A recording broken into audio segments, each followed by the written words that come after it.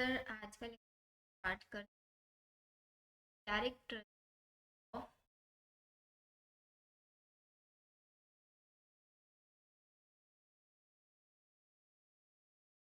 तो जैसे हमने आपका पीरियड की अलग अलग कैरेक्टरिस्टिक्स देखी, उनकी वैलेंसी और उनका valence electron, atomic size, metallic character, ये सारे प्रॉपर्टीज हमने उनकी।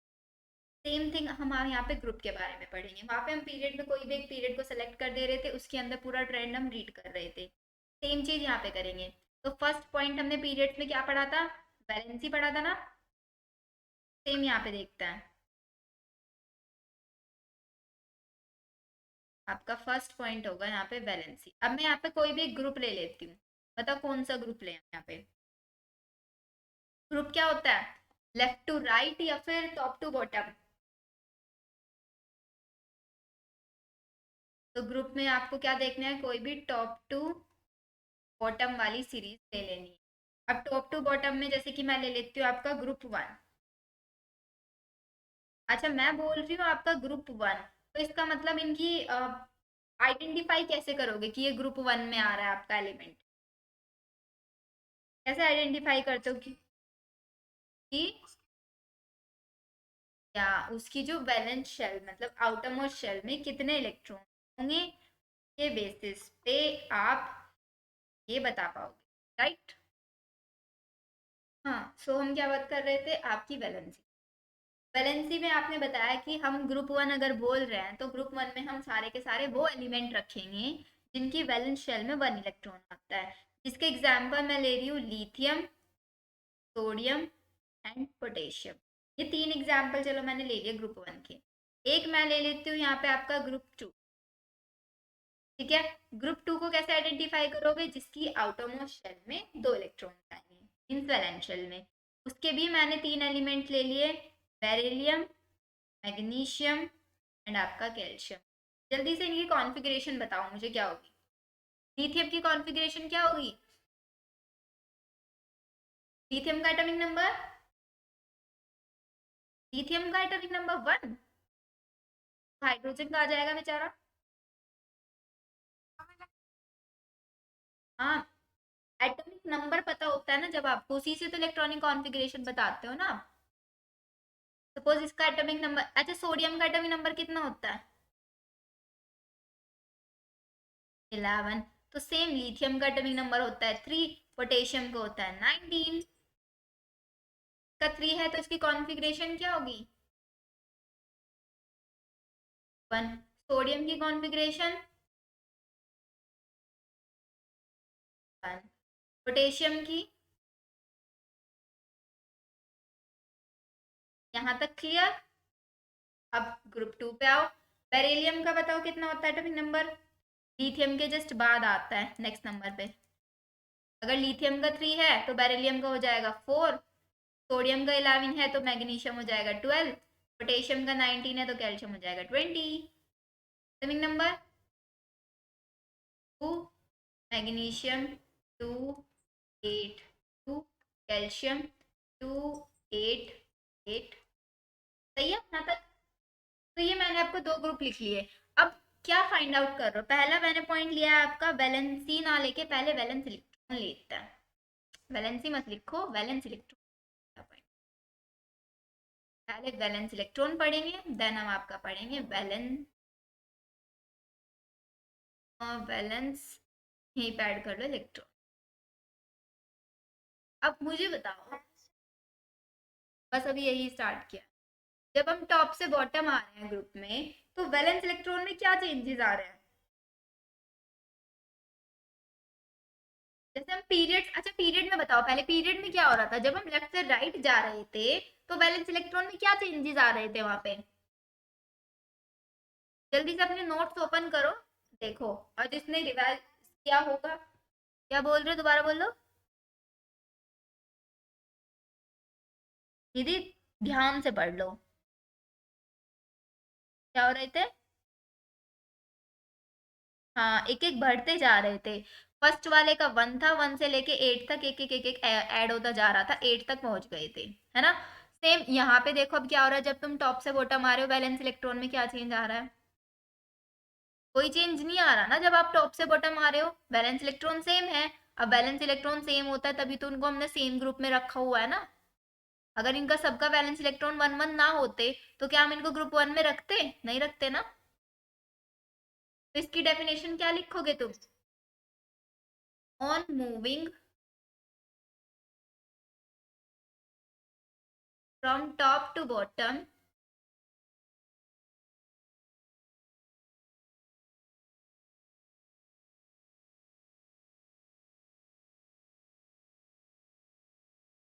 The table has have the same number of valence electron।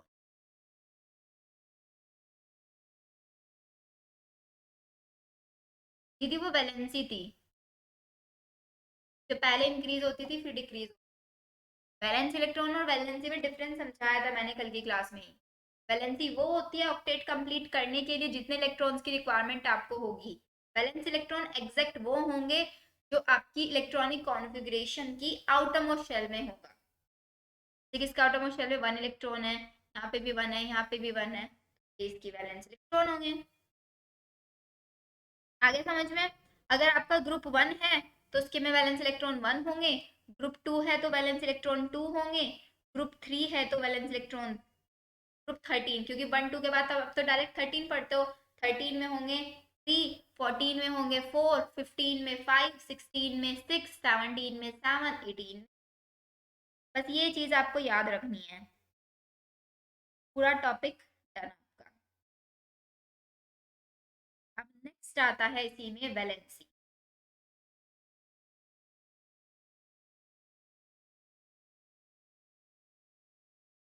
अब यही ग्रुप देखो दोनों, ग्रुप 1 और ग्रुप 2।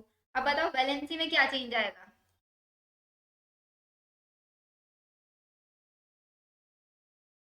दीदी मैं ना पीरियड की बात नहीं कर रही हूँ, यहाँ पे ग्रुप की बात कर रही हूँ। पहले ध्यान से सोचो। चलो पहले मैं पूरी सीरीज लिख देती हूँ। Lithium, sodium, potassium, medium, francium. ये कौन सा है? ग्रुप 1। ठीक है। अब अगर मैं कोई और सा ग्रुप ले लेती हूँ, और कौन सा ग्रुप लूँ, चलो ये बताओ।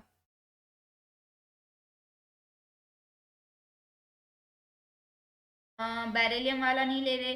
अच्छा कार्बन वाले का बताओ, कार्बन वाले की ट्रिक क्या याद की थी? अच्छा हेलोजेंस ले लेता है, चलो। Chlorine, chlorine, bromine, iodine. इसके आउटरमोस्ट शेल में भी एक इलेक्ट्रॉन है, इसके आउटरमोस्ट शेल में भी, इसके आउटर। अब ये ग्रुप 1 में है और ये ग्रुप 17 में है ना? तो इसके मतलब इनकी सबकी आउटरमोस्ट शेल में कितने इलेक्ट्रॉन होंगे? 7 होंगे ना। अब जो 7 ही वैलेंस इलेक्ट्रॉन है, मतलब इन सबकी जो कॉन्फ़िगरेशन है वो कुछ ऐसी है, या फिर 2 8 8 7 हो सकती है, इसी टाइप से होगी। अब इन सबको अपना वैलेंस इलेक्ट्रॉन पूरा करने के लिए कितने इलेक्ट्रॉन्स की जरूरत है? 1 इलेक्ट्रॉन। तो वैलेंसी इसको भी 1 इलेक्ट्रॉन चाहिए, इसको भी 1 इलेक्ट्रॉन चाहिए, इसको भी 1 चाहिए, इसको भी 1 चाहिए। अब यहाँ पे देखो, लिथियम को अपना ऑक्टेट पूरा करने के लिए कितने इलेक्ट्रॉन लॉस करने पड़ेंगे? 1 इलेक्ट्रॉन। सोडियम को भी 1 इलेक्ट्रॉन लॉस करना है, इसको भी 1 इलेक्ट्रॉन लॉस करना है। अब ये जो आगे वाले आ जाएंगे इनको भी 1 1 इलेक्ट्रॉन, क्योंकि इनकी आउटरमोस्ट शेल में भी सिर्फ 1 ही इलेक्ट्रॉन है ना? अगर किसी की बाहर वाली शेल में 1 इलेक्ट्रॉन है तो वो तो बहुत जल्दी हाईली रिएक्टिव होगा ना वो तो, क्योंकि वो बहुत इजीली अपना इलेक्ट्रॉन को गायब कर देगा, वहां से इलेक्ट्रॉन को निकाल देगा और नोबल कॉन्फ़िगरेशन अटेन कर लेगा। तो वैलेंसी तो सेम होगी, नहीं होगी? जब वैलेंस इलेक्ट्रॉन सेम है तो वैलेंसी भी तो सेम होगी, कि आउटर मोस्ट शेल में सेम इलेक्ट्रॉन है। अब आउटर मोस्ट जो वैलेंस इलेक्ट्रॉन होते हैं उसी से ही तो हम वैलेंसी निकालते हैं। अगर आपकी वैलेंस इलेक्ट्रॉन है 5, तो वैलेंसी बताना कितनी होगी इसकी? कोई भी एक एलिमेंट ले लिया मैंने, उसकी आउटर मोस्ट शेल में 5 इलेक्ट्रॉन्स है, मतलब उसके वैलेंस इलेक्ट्रॉन 5 हैं, तो उसकी वैलेंसी कितनी होगी? ये होगी। Very good. तो मतलब ये जितने भी वैलेंस इलेक्ट्रॉन 5 है कौन से ग्रुप में आएंगे आपके? 5 है जिसमें आउटर मोस्ट शेल में नहीं दी। 15 वैलेंसी से नहीं देखते, सिर्फ वैलेंस इलेक्ट्रॉन से देखते हैं। यही चीज है, इसको भी लिखो। जब भी आप टॉप से बॉटम में जाओगे valency remain same. Group have the same valency, इसीलिए तो इनको सेम ग्रुप में रखा है क्योंकि इनके पास सेम वैलेंस इलेक्ट्रॉन होते हैं और सेम ही इनकी वैलेंसी होती है।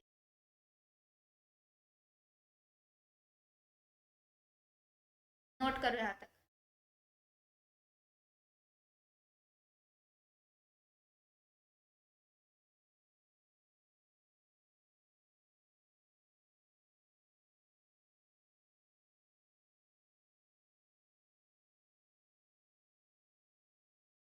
हो गया, आगे चले। चलो अब थर्ड पॉइंट लिखो। थर्ड पॉइंट क्या पढ़ते हैं हम? Size of atom.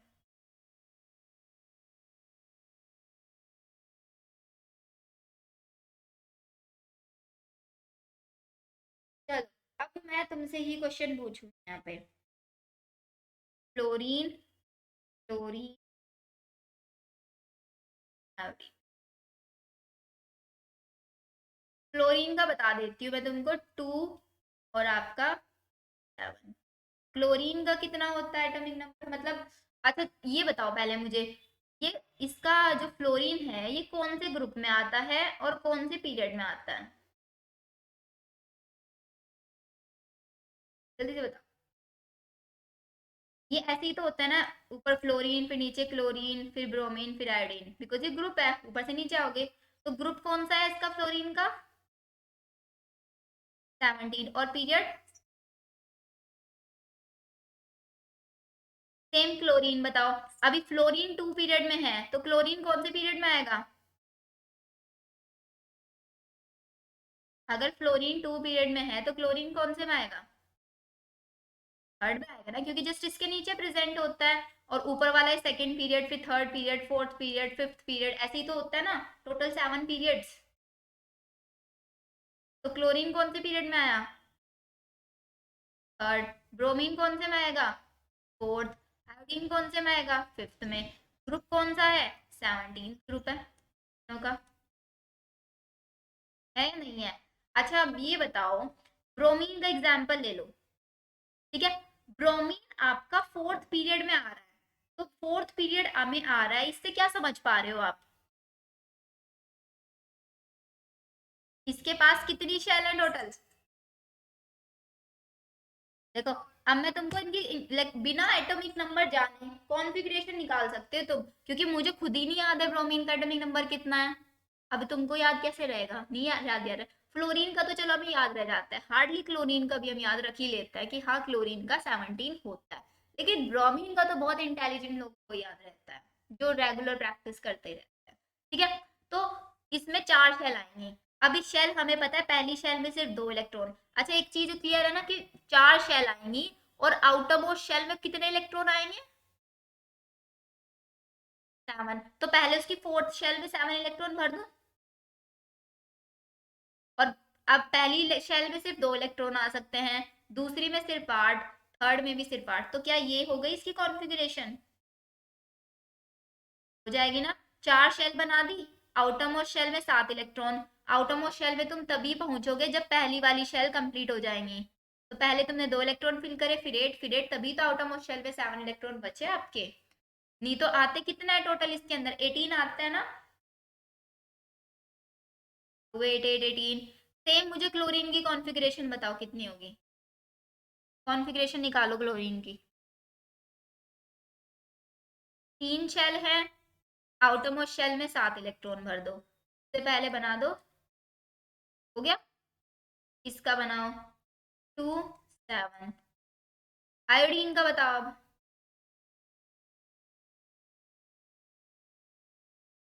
8 8। आगे 8 8 के बाद क्या आता है? 18। और फिर उसके बाद 1 2 3 4 तो हो गई, फिफ्थ में कितने आएंगे? 7। Very good. अब तो तुम्हें पता है आउटर मोस्ट शेल में 7 7 इलेक्ट्रॉन आ रहे हैं देखो सबके। तो इसका मतलब ये ग्रुप 17th में है। और यहाँ पे कितनी शेल है? 2, तो इसलिए सेकंड पीरियड में। 3 शेल है तो थर्ड पीरियड में। 4 शेल है तो फोर्थ पीरियड में। 5 शेल है तो फिफ्थ पीरियड में। देखो बिना इलेक्ट्रॉनिक नंबर, बिना एटॉमिक नंबर जाने तुमने इनकी कॉन्फ़िगरेशन निकाल ली ना। सिर्फ वो याद रखो जो मैंने समझाया है, पीरियड पता करना है तो उसकी शेल काउंट कर लो, ग्रुप पता करना है तो वैलेंस इलेक्ट्रॉन चेक कर लो, है ना। हाँ टोटल उसमें मॉडर्न पीरियोडिक टेबल में कितने ग्रुप होता है, 18, और पीरियड कितने होता है, 7। तो किसी भी एलिमेंट का, चलो मैंने रैंडमली तुमको एक एलिमेंट दे दिया 20, ठीक है, तो तुम उसके क्या, दोबारा बोलो दीदी क्या बोल रहे हो।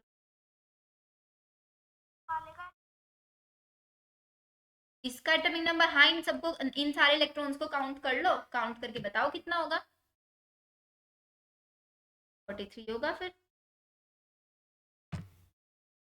ये चीज समझ में आई ना, कॉन्फ़िगरेशन कैसे निकाली। हाँ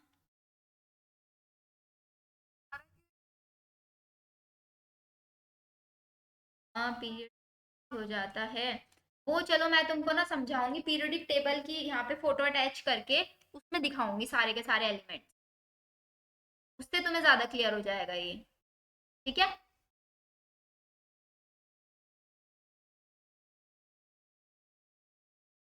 देखो मैं तुम्हें क्या समझा रही थी कि टोटल कितने ग्रुप होते हैं, 18, ये देखो ये रहा आपका फर्स्ट ग्रुप, जब तुम ऊपर से नीचे आओगे ये रहा, ये पहला ग्रुप। सेकंड ग्रुप में क्या आ रहा है, beryllium, magnesium, calcium, strontium, barium, ये सब आते हैं सेकंड ग्रुप। अभी मैं बोल रही हूँ कि ये पहला ग्रुप में आता है, तो इसका मतलब तुम समझ जाओगे ना, फर्स्ट ग्रुप में आता है, तो जितने भी पहले ग्रुप में एलिमेंट है ये वाले, इन सब में आउटरमोस्ट शेल में, इन सब के आउटरमोस्ट शेल में कितने इलेक्ट्रॉन होंगे, ये वाले सारे 1 होंगे। और ये ग्रुप 2 में जितने आ रहे हैं इनके आउटरमोस्ट शेल में कितने होंगे, 2 होंगे।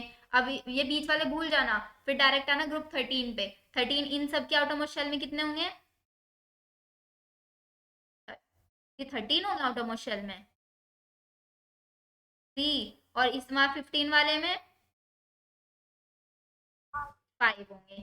चलो अभी एक चीज बताओ मुझे, यहाँ पे देखो, सपोज करो मैंने तुमको दे दिया ये सिलिकॉन, अरे यार ज्यादा डार्क हो गया,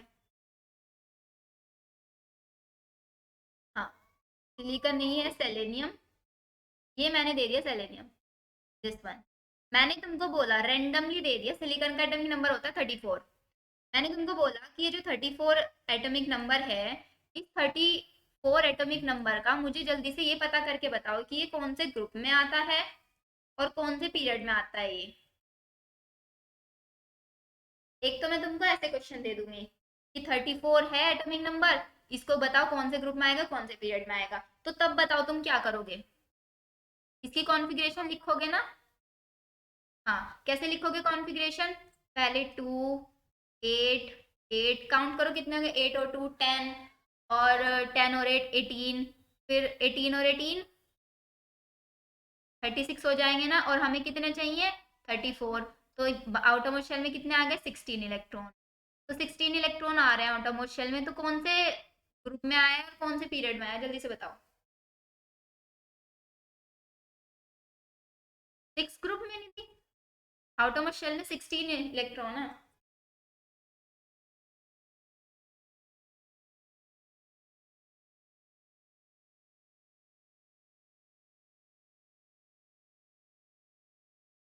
कितने, आउटरमोस्ट शेल में 16 इलेक्ट्रॉन है, तो ये 16th ग्रुप में ही तो आएगा, पीरियड कौन से पीरियड में आएगा, कौन से पीरियड में, फोर्थ, क्योंकि इसके अंदर कितनी शेल है, 4 शेल है। अब एक बार इसको चेक करना, ये लिया था ना हमने, क्या है फोर्थ पीरियड में है, कौन सी लाइन में है ये आपका, यहाँ से काउंट करना, सबसे ये वाली जिसमें, देखो फर्स्ट वाली लाइन में तो आता है आपका हाइड्रोजन, ठीक है, ये देखो ऐसे हाइड्रोजन आ रहा है आपका ये। अभी हीलियम में आउटरमोस्ट शेल में कितने इलेक्ट्रॉन्स होते हैं आपके, इनमें आउटरमोस्ट शेल में टोटल 8 इलेक्ट्रॉन्स होता है, और इसके अंदर शेल कितनी होती है सिर्फ, तो आपका हाइड्रोजन और हीलियम तो आ गया एक पीरियड में, फिर लिथियम, बेरिलियम, बोरोन, कार्बन, ये सारे के सारे आ गए एक पीरियड में, देखो मैं इनको हाईलाइट करके दिखाती हूँ तुमको, ये यहाँ से ये वाली, ये सब एक पीरियड में आ गए, और ये वाले एक पीरियड में आ गए, मतलब थर्ड पीरियड में, फर्स्ट पीरियड तो ये वाला हुआ, ये सेकंड पीरियड हुआ, ये थर्ड पीरियड हुआ, ये फोर्थ, ये फिफ्थ, ये सिक्स्थ, ये सेवंथ। हो रहे नहीं हो रहे आपके टोटल ऐसे पीरियड ये? क्या? हाँ, वो जो मैंने सबसे इससे पहले वाली जो पढ़ाई थी वो मेंडलीव पीरियोडिक टेबल थी। मेंडलीव पीरियोडिक टेबल थी, उसके अंदर भी बहुत सारी लिमिटेशंस मिली थी ना हमें। क्या क्या लिमिटेशंस मिली थी उसमें? चार लिमिटेशंस बताई थी मैंने तुमको। उन्होंने ना तो आइसोटॉप को अच्छे से एक्सप्लेन करा था, हाइड्रोजन को एक फिक्स पोजीशन भी नहीं दे पाए थे, और एक जगह पे ना उन्होंने क्या करा था, इंक्रीजिंग एटॉमिक मास में ना करके ऑर्डर चेंज कर दिया था। अच्छा, ये वाली पीरियोडिक टेबल एटॉमिक मास के बेसिस पे बनी है, एटॉमिक नंबर के बेस पे बनी है? किसके बेसिस पे बनी है ये वाली पीरियोडिक टेबल? एटॉमिक नंबर के बेसिस पे बनी है ना। और इससे पहले वाली जितनी भी पीरियोडिक टेबल बनी थी वो सारी की सारी मास के बेसिस पे। यही एक पीरियोडिक टेबल थी, मॉडर्न पीरियोडिक टेबल इसको हम बोलेंगे। पहले वाली तो सिर्फ हमें याद रखनी है, क्योंकि हिस्ट्री क्यों पढ़ते हैं हम? हिस्ट्री इसीलिए पढ़ते हैं ना कि साइंटिस्ट ने अपना माइंड कैसे कैसे यूज किया, वो पता करने के लिए, है ना। तो अब फाइनल जो है ये हमारी ये वाली टेबल है, इसके बाद कोई साइंटिस्ट नहीं आया जिसने डिस्कवर किया हो कुछ भी। ये बिल्कुल फाइनल थी, इसके बाद कुछ नहीं बना। अगर इसके बाद भी और कोई बनती वो तब बनेगी जब इसके अंदर हम लिमिटेशंस फाइंड आउट करेंगे। अभी क्या पता तुम फ्यूचर में जाके पीरियोडिक टेबल पे रिसर्च करने लग जाओ, उसके अंदर कुछ लिमिटेशंस निकालो और एक अपनी ही नई पीरियोडिक टेबल बना दो, ऐसा भी हो सकता है। वो मेंडलीव पीरियोडिक टेबल थी, वो मॉडर्न पीरियोडिक टेबल नहीं थी। क्या? कंफ्यूजन हो रहा है? देखो, अच्छा, जो मैंने इससे पहले वाली बनाई थी एक बार उसको ओपन करके देखना।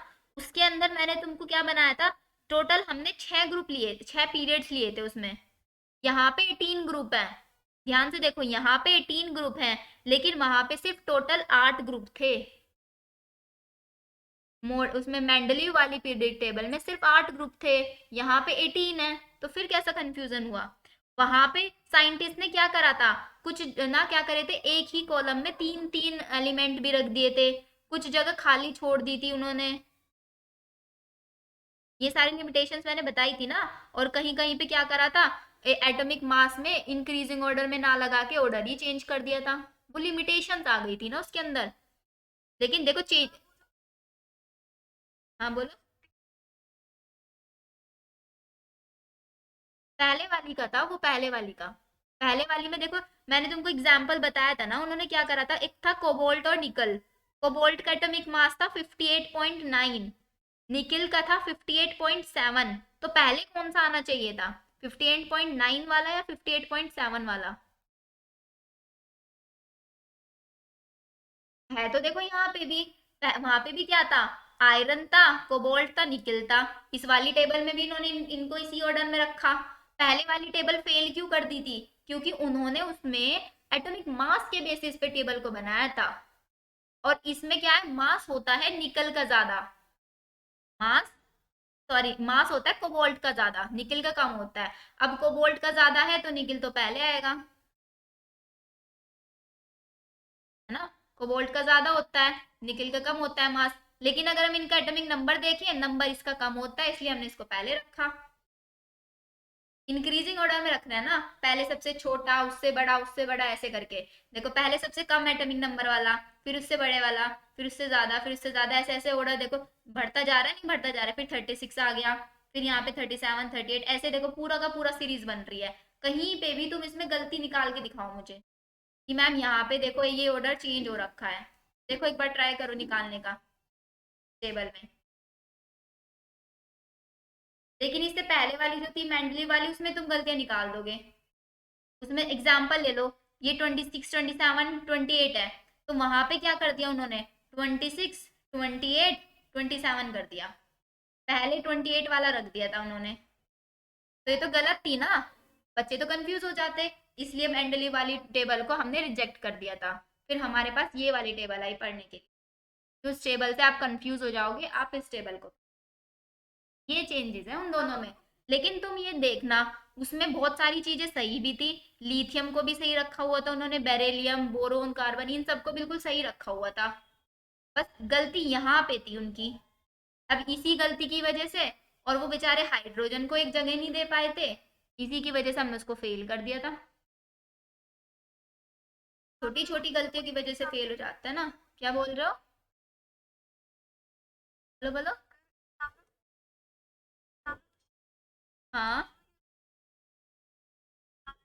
नहीं नहीं, एग्जाम में क्वेश्चन देखो ऐसे पूछेंगे कि जो आपकी मेंडलीव पीरियोडिक टेबल थी, उसकी क्या क्या लिमिटेशंस थी। टेबल नहीं बनवाएंगे, टेबल ये वाली भी नहीं बनवाएंगे तुमसे, सिर्फ और सिर्फ लिमिटेशंस पूछेंगे उनकी। उसकी कुछ मेरिट्स भी थी, मेरिट्स मतलब अच्छाई, जो उसने अच्छी काम किए थे वो भी लिखवाए थे मैंने तुमको, और डीमेरिट्स भी लिखवाए थे, गलतियां भी लिखवाई थी। तो एग्जाम में यही आएगा, राइट टू। यस, बोलो बोलो। हाँ हाँ, ये भी ये इसमें से पूछेंगे ना, इस वाली टेबल में से, सिर्फ पहली वाली में से नहीं पूछेंगे कुछ भी। हाँ, क्योंकि वो तो सारी की सारी गलत है ना। सही तो सिर्फ ये वाली टेबल है, इसलिए इसी के अकॉर्डिंग पूछेंगे वो आपसे। पहली वाली टेबल के अकॉर्डिंग नहीं पूछेंगे कि आपका एग्जाम्पल दे दिया फॉस्फोरस, तो बताओ कौन से पीरियड में आएगा, कौन से ग्रुप में आएगा। वो सब इसी टेबल के अकॉर्डिंग चलेगा। सिर्फ उन वाली टेबल्स को तुमको मेरिट्स और डीमेरिट्स, लिमिटेशंस वगैरह ये सब याद रखना है।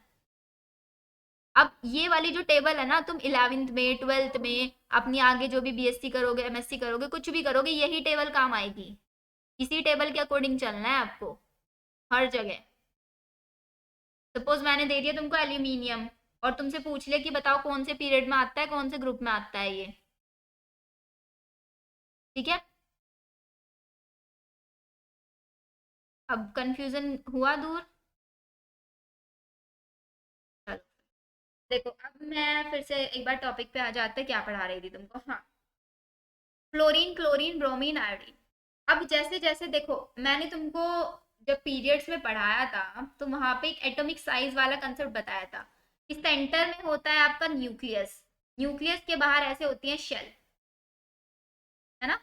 और इन शेल में क्या रिवॉल्व करता रहता है, इन शेल के अंदर क्या रिवॉल्व करते हैं, इलेक्ट्रॉन्स। अब क्या तुम देख पा रहे हो कि जैसे जैसे तुम फ्लोरीन से आयोडीन की तरफ जा रहे हो, शेल बढ़ती जा रही है। शेल बढ़ने का मतलब क्या हुआ, न्यूक्लियस और इलेक्ट्रॉन के जो बीच की डिस्टेंस है वो बढ़ती जा रही है आपकी। यहाँ पे सिर्फ दो शेल थी, मतलब सेंटर में न्यूक्लियस, एक शेल ये हुई जिसके अंदर दो इलेक्ट्रॉन है, और एक बाहर वाली शेल। तो यहाँ पे तो न्यूक्लियस और इलेक्ट्रॉन अब एक दूसरे को बहुत ज्यादा खींचेंगे, तो इसका साइज तो सबसे छोटा होने वाला है ना। अब जैसे तुम इसमें कंपेयर करो, ये इसमें सेंटर में यहाँ पे न्यूक्लियस, ये वाली पहली शेल, ये दूसरी shell, third shell, fourth shell, fifth shell, इस वाली शेल न्यूक्लियस में, और इसके आउटरमोस्ट इलेक्ट्रॉन में, तो देखो कितना ज्यादा डिस्टेंस आ गया। तो ये न्यूक्लियस तो इन वाले इलेक्ट्रॉन्स को अपनी तरफ अट्रैक्ट कर ही नहीं पाएगा, क्योंकि इलेक्ट्रॉन तो सेम ही है ना सब में। यहाँ पे ये वाली बात तो है नहीं कि यहाँ पे एक इलेक्ट्रॉन है इसलिए अट्रैक्शन कम होगा, यहाँ पे 7 इलेक्ट्रॉन है इसलिए अट्रैक्शन ज्यादा होगा। इलेक्ट्रॉन तो सेम है आउटरमोस्ट शेल में, लेकिन फर्क किससे पड़ेगा अब यहाँ पे, नंबर ऑफ शेल से। दूरी बढ़ रही है ना, यहाँ पे सिर्फ एक घर की दूरी है, यहाँ पे दो घर, तीन घर के डिस्टेंस हो गया, यहाँ पे दो मान लो, यहाँ पे चार घर दूर हो आप इससे। आप सपोज करो ना, ये बीच में आपका स्कूल है, ठीक है।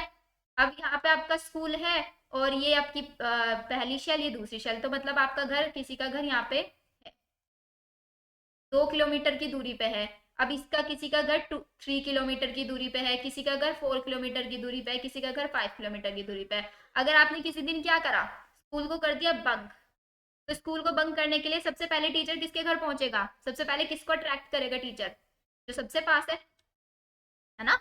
अब ये थोड़े ना टीचर पहले सबसे पहले 5 किलोमीटर दूर चल के जाएगा, पहले तो टीचर उसी को अट्रैक्ट करेगा ना जो उसके पास है, तो उसी का साइज छोटा करेगा, मतलब उसी की पिटाई करेगा। अब 5 किलोमीटर वाले का तो नंबर बहुत बाद में आएगा जाके, तो बेचारा वो तो साइज बड़ा ही रह जाएगा, वो तो खुश रहेगा। कौन सा पीरियड वाला, पीरियड में तुमने देखा था, पीरियड में इलेक्ट्रॉन्स बढ़ रहे थे। पहले एक इलेक्ट्रॉन, यहाँ पे आउटरमोस्ट शेल में दो इलेक्ट्रॉन हो गए, किसी में आउटरमोस्ट शेल में थे 4 इलेक्ट्रॉन, तो अब इलेक्ट्रॉन जितने ज्यादा होंगे अट्रैक्शन भी तो उतनी ज्यादा होगी ना, क्योंकि न्यूक्लियस क्या है, पॉजिटिवली चार्ज है। पॉजिटिव चार्ज को और नेगेटिव चार्ज आपस में एक दूसरे को अट्रैक्ट करेंगे। पॉजिटिव चार्ज वालों को जितना ज्यादा नेगेटिव चार्ज दिखेगा उसको अपनी तरफ उतना ही ज्यादा अट्रैक्ट करेगा ना। एक जगह तो है सिर्फ 2 इलेक्ट्रॉन आउटरमोस्ट शेल में, एक जगह है 4 इलेक्ट्रॉन। तो न्यूक्लियस किसको ज्यादा अट्रैक्ट करेगा अपनी साइड, 2 इलेक्ट्रॉन वाले को या 4 इलेक्ट्रॉन वाले को? 4 इलेक्ट्रॉन वाले को सबसे ज्यादा अपनी तरफ खींचेगा। अब सबसे ज्यादा इसको अपनी तरफ खींच रहा है तो साइज तो सबसे छोटा इसी का होगा ना। इसने तो इसको अपनी तरफ खींच लिया, इसको लगा कि यार इसके पास तो 4 इलेक्ट्रॉन है, ये ज्यादा रिच है, तो मैं तो इसी को ही खींचता हूँ ज्यादा अपनी तरफ। वो वैलेंस इलेक्ट्रॉन के बेसिस पे था, क्योंकि जितने ज्यादा, जैसे जैसे तुम अच्छा पीरियड में जा रहे थे left to right, valence electron बढ़ रहे थे ना, पहले एक वैलेंस इलेक्ट्रॉन, फिर 2, फिर 3, ऐसे ऐसे 8 तक जा रहे थे वैलेंस इलेक्ट्रॉन, है ना। एक बार इसीलिए बोला मैंने तुमको, रिवीजन करते रहो। रिवीजन करते रहोगे ना तो ये वाले डाउट्स नहीं आने वाले तुम्हारे। अभी जैसे मैं यहाँ साइज ऑफ एटम पढ़ा रही हूँ ना, अगर तुम रिवाइज करके आते ना तो पीरियड वाला ना तुम्हें खुद से याद आ जाता कि हाँ वहां पे क्या हो रहा था, वहां पे तो इलेक्ट्रॉन बढ़ रहे थे। अब इलेक्ट्रॉन बढ़ेंगे तो न्यूक्लियस और इलेक्ट्रॉन के बीच में ज्यादा अट्रैक्शन आएगा, तो साइज छोटा होता जा रहा था। जैसे जैसे हम पीरियड में लेफ्ट टू राइट चले जा रहे थे, साइज छोटा होता जा रहा था। लेकिन यहाँ पे क्या हो रहा है, यहाँ पे जैसे ही हम ऊपर से नीचे आ रहे हैं शेल बढ़ती जा रही है, दूरी बढ़ती जा रही है न्यूक्लियस और इलेक्ट्रॉन की, तो इसलिए साइज बढ़ता जाएगा, साइज इंक्रीज हो जाएगा ना। तो लिखो चलो इसको, जैसे जैसे तुम टॉप से बॉटम जाओगे एक पीरियोडिक टेबल में, size of atom increases, atom का साइज आपका इंक्रीज होगा। डिवीजन बहुत इंपॉर्टेंट है इस चैप्टर के लिए।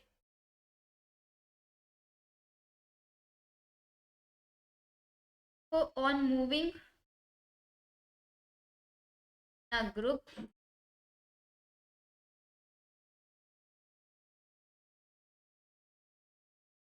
size of atom increases from top to bottom, क्या? बताओ, लिंक कर पा रही हूँ चीजों को जैसे समझा रही हूँ? और ये वाला ट्रेंड ना सारे ग्रुप में फॉलो होगा, ये नहीं कि मैंने तुमको सिर्फ ये 17 ग्रुप बताया तो सिर्फ इसी में लगेगा। ग्रुप नंबर 1 उठा लो, ग्रुप नंबर 3, सॉरी 2, ग्रुप 13, 14, 15, 16, 17, 18, कोई सा भी ग्रुप उठा लो, सभी ग्रुप में यही लगेगा। जैसे जैसे तुम ऊपर से नीचे आओगे ना, आपके न्यूक्लियस की और आपके बीच की इलेक्ट्रॉन के बीच की दूरी बढ़ती जाएगी। न्यूक्लियस अपना दबाव नहीं डाल पाएगा इलेक्ट्रॉन पे, बेचारा इलेक्ट्रॉन बच जाएगा, वो उसको अपनी तरफ नहीं खींच पाएगा। यही है आपका साइज ऑफ एटम वाला पॉइंट। आगे चले, नोट कर लिया यहाँ तक? चलो, फोर्थ पॉइंट आएगा मेटेलिक कैरेक्टर।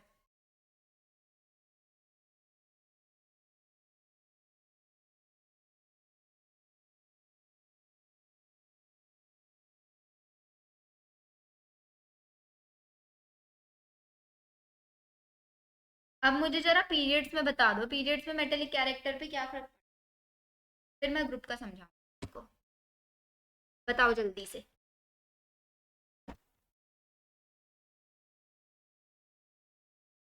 तुम तो बोल रहे थे कि मैम हम तो रिवाइज करके आए हैं, ये रिवाइज किया तुमने? मेटेलिक कैरेक्टर, मेटल के ऊपर कैसा चार्ज होता है, मतलब कैसा होता है मेटल के ऊपर चार्ज? मेटल हार्ड होता है सॉफ्ट होता है ना, तो चार्ज कैसा होगा उसके ऊपर? पॉजिटिव। तो अब मेटल देखने हैं हमें कि साइज ऑफ मेटल क्या फर्क पड़ता है। चलो पहले तो इसकी स्टेटमेंट लिख लो, फिर खुद बताना क्यों क्यों हो रहा है ये। On going down in a group,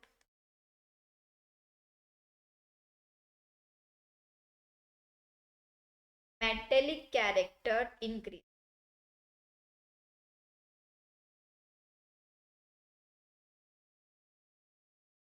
अब इसका एक्सप्लेनेशन एक बार खुद सोच के देखो। Lithium, sodium, potassium, rubidium, francium, ये ट्रिक क्या होती है? हली ना की रब से फरियाद। हलीना एक लड़की है, उसने क्या की? रब मतलब गॉड, से फरियाद, फरियाद मतलब कोई विश। ये ट्रिक है, हलीना की रब से फरियाद। अब बताओ मुझे, क्यों नीचे, जैसे जैसे तुम ऊपर से नीचे आ रहे हो मेटेलिक कैरेक्टर बढ़ता जा रहा है? सोचो क्यों बढ़ रहा है मेटेलिक कैरेक्टर? अब इतना तुम्हें पता है, ग्रुप में ऊपर से नीचे आओगे, वैलेंस इलेक्ट्रॉन भी सेम है, वैलेंसी भी सेम है ना, वैलेंसी भी सेम होगी। एटम का साइज क्या हो रहा है ऊपर से नीचे आते हुए? एटम का साइज इंक्रीज होता जा रहा है। ये 3 पॉइंट तो हम पढ़ के आ चुके हैं। अब फोर्थ पॉइंट, इन्हीं तीनों पॉइंट को से सोचो एक बार, क्यों बढ़ रहा है?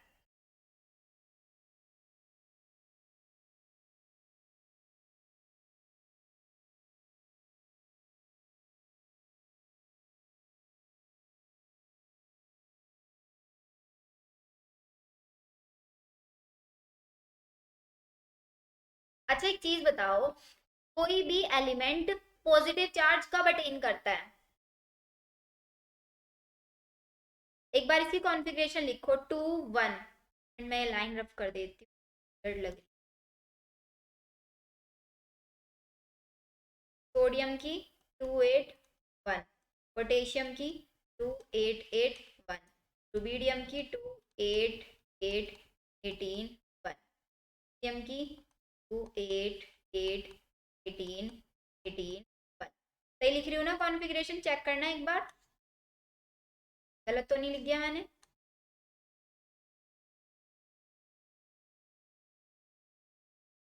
2 8 8 18 32 1, ये हो गया। कोई भी एलिमेंट पॉजिटिव चार्ज कब लेता है?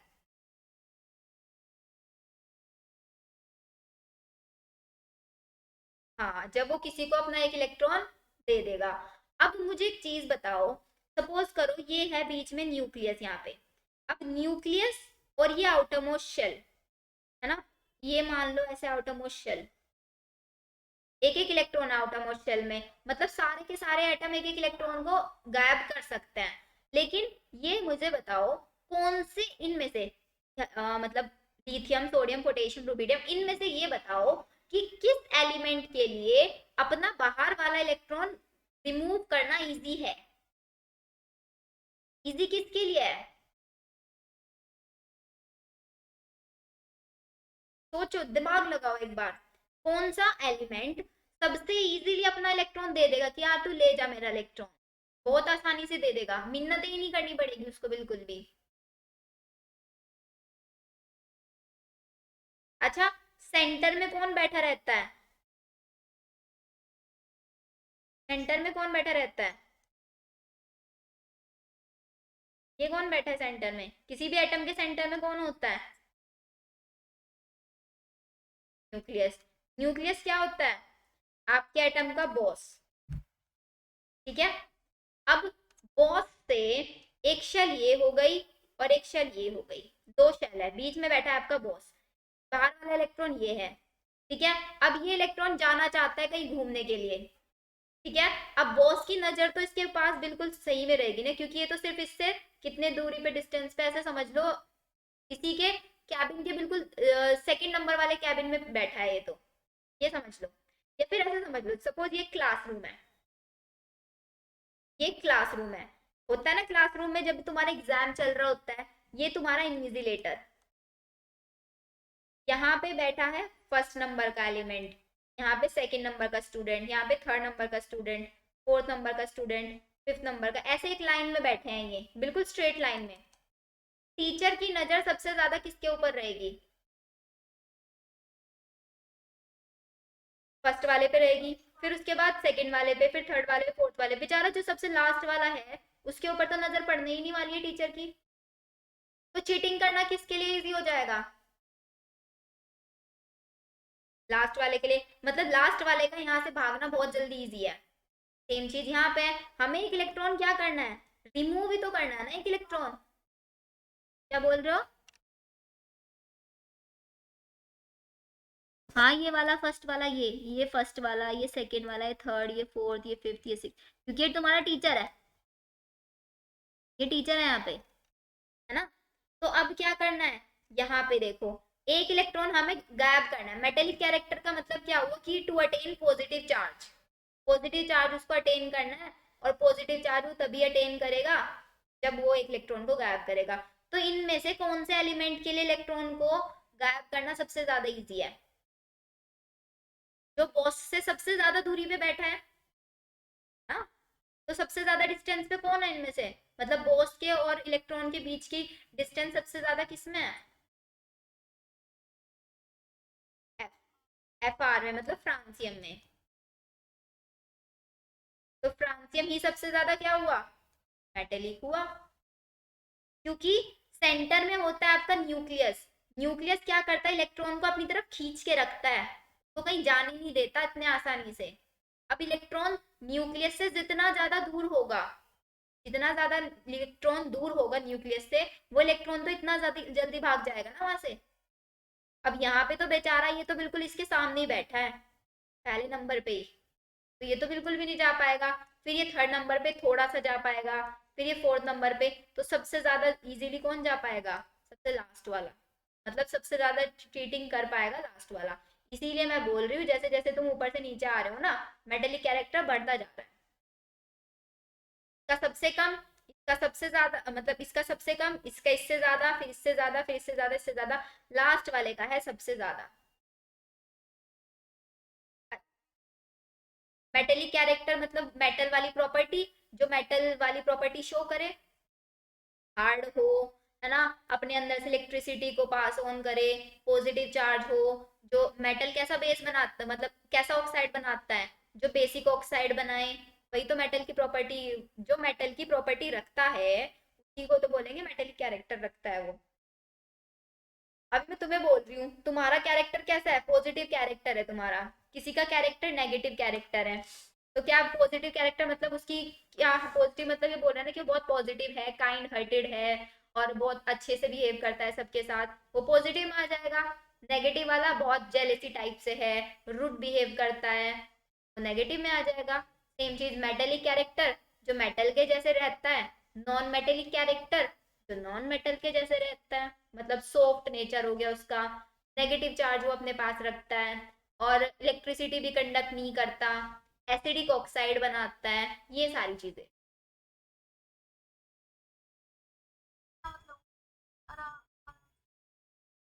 वो क्यों, क्योंकि मेटल कब बनते हैं, तभी ना जब वो अपने, उनके ऊपर पॉजिटिव चार्ज हो। तो ये फ्रांसियम बहुत अच्छा मेटेलिक कैरेक्टर दिखाता है। वो कैसे मेटेलिक कैरेक्टर दिखाता है, क्योंकि बहुत आसानी से अपना एक इलेक्ट्रॉन गायब कर देगा और पॉजिटिव चार्ज ले लेगा। क्योंकि हर एक एलिमेंट चाहता क्या है, कि उसकी जो कॉन्फ़िगरेशन है वो ऑक्टेट उनका कंप्लीट रहे, उनकी कॉन्फ़िगरेशन नोबल गैस के जैसी हो जाए। हर एक एलिमेंट चाहता तो यही है ना। तो फ्रांसियम भी यही चाहता है, एक इलेक्ट्रॉन को बहुत जल्दी से गायब करेगा और फ्रांसियम पॉजिटिव बन जाएगा, और फ्रांसियम पॉजिटिव बन गया तो मतलब ये मेटेलिक कैरेक्टर दिखाएगा, ये चीज हो। अच्छा, लीस्ट मेटेलिक कैरेक्टर कौन दिखाएगा इनमें से, जो सबसे ऊपर प्रेजेंट होगा, मतलब लिथियम। तो ये वाली चीज ना सारे ग्रुप में फॉलो होगी तुम्हारी। जैसे तुम ऊपर से देखो, मैं तुमको पीरियडिक टेबल दिखा देती हूँ फिर से, ये वाली, अगर मैं तुम्हारे ये वाली ले रही हूँ, तो मैं इसमें पूछूं सबसे मोस्ट मेटेलिक कैरेक्टर किसका होगा इन ग्रुप 15, 115 वाले का। अगर मैं तुमसे पीरियड में पूछ रही हूँ इसमें, सबसे ज्यादा मेटेलिक कैरेक्टर किसका होगा, इसका। दीदी पिट जाओगे मुझसे, ये पीरियड है, पीरियड में किसका मेटेलिक कैरेक्टर सबसे ज्यादा होता है, सोचो। वो तो डायरेक्टली बस ये रट लिया कि हाँ ये पीछे सबसे लास्ट वाला। पीरियड में याद रखना, जो पहले वाले होते हैं उनका मेटेलिक कैरेक्टर सबसे ज्यादा होता है, कल ही समझाया था वो, फिर से लेक्चर देखना वो तुम। क्योंकि पोटेशियम का कॉन्फ़िगरेशन कितना होता है, 2881 होता है, नहीं होता है इसका कॉन्फ़िगरेशन। और के आर का कॉन्फ़िगरेशन तो क्या होगा, कौन से पीरियड में आता है, 1 2 3 4, तो इसका कॉन्फ़िगरेशन तो 28818 होता है। इसको तो इलेक्ट्रॉन की जरूरत ही नहीं है, तो ये क्यों मेटेलिक कैरेक्टर दिखाएगा, ये तो नोबल गैसेज में आ रहा है। नोबल गैसेज थोड़े ना मेटेलिक कैरेक्टर दिखाएंगे, नोबल गैसेज तो नॉन रिएक्टिव होती हैं। थोड़ा सा दिमाग का यूज किया करो। नोबल गैसेज कैसी होती हैं, नॉन रिएक्टिव, जो किसी के साथ रिएक्ट नहीं करती। चलो फिर के आर को छोड़ के तुम ब्रोमीन बोल सकते थे, ब्रोमीन की कॉन्फ़िगरेशन क्या होगी, कौन से पीरियड में आ रहा है, 1 2 3 4, तो 2887। ये तो मेटल है ही नहीं कहीं से कहीं तक भी, बताओ ये मेटल है, इसको तो एक इलेक्ट्रॉन बाहर से लेना पड़ेगा, ये तो बी आर नेगेटिव है, ये तो नॉन मेटल है नहीं है नॉन मेटल ये। तो सबसे अच्छा हमेशा याद रखना, ग्रुप में सबसे लास्ट वाला मेटेलिक कैरेक्टर अच्छा दिखाता है, और पीरियड में सबसे पहले वाला। क्योंकि जैसे जैसे तुम लेफ्ट से राइट जा रहे थे, पहले तीन तो थे आपके मेटल, फिर बीच में आ गए थे मेटेलॉइड, और सबसे लास्ट वाले कौन आ गए थे आपके, नॉन मेटल थे ना, क्योंकि उन सबको इलेक्ट्रॉन लेने पड़ रहे थे अपना ऑक्टेट पूरा करने के लिए। आया समझ में? भाई तुम रिवाइज नहीं कर रहे हो बिल्कुल भी, रिवाइज नहीं करोगे ना तो यही सारे कंफ्यूजन आते ही रहेंगे। चलो आज हम एक काम करते हैं, इसको इतना ही रखते हैं।